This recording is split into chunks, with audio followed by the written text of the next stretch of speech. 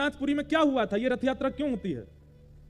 इंद्रद्युम्न राजा ने जब महाप्रभु जगन्नाथ जी को विराजमान किया तो इंद्रद्युम्न राजा और उनकी पत्नी गुंडीचा ये दोनों जाते थे और पूरे मंदिर का मार्जन करते थे। एक दिन महाप्रभु जी प्रसन्न हो गए और प्रसन्न होकर के बोले, राजन मैं तुम्हारी सेवा से बहुत प्रसन्न हूं, आओ तुम दोनों मुझसे कुछ मांग लो।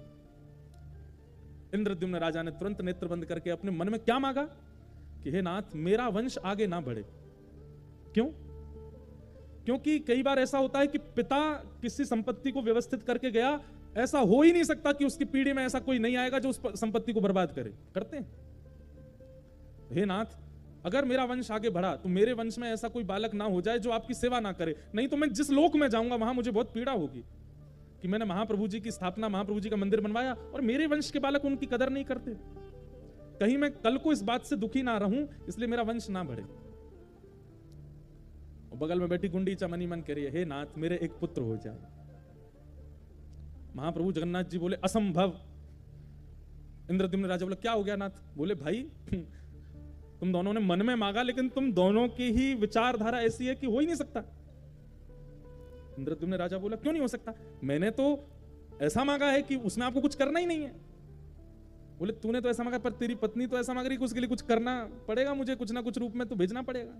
पत्नी से पूछो, तुमने क्या मांगा? बोले, मैंने तो पुत्र की कामना की। इंद्रद्युम्न राजा क्रोधित हो गए, तुमने महाप्रभु जी से पुत्र मांगा? अरे मैंने तो कहा हमारा वंश ही ना बढ़े।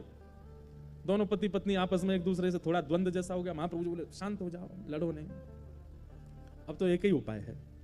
इंद्रद्युम्न राजा की भी इच्छा पूरी हो जाए और गुंडीचा की इच्छा भी पूरी हो जाए। तुमको पुत्र नहीं चाहिए और तुमको पुत्र चाहिए, तो फिर एक ही तरीका है। बोले, क्या?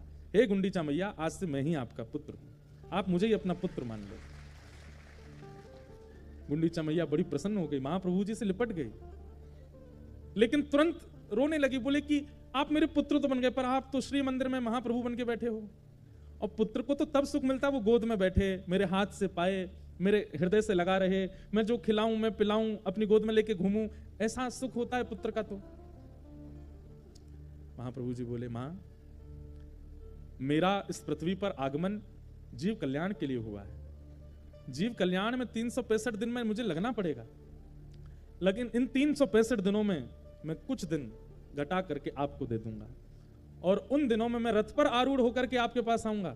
आप जो पवाएंगी वो पाऊंगा, आप जैसे खिलाएंगी वो खाऊंगा। वहां मैं परमात्मा रूप में नहीं रह करके एक बाल रूप में रह करके आपकी प्रत्यक्ष सेवा स्वीकार करूंगा।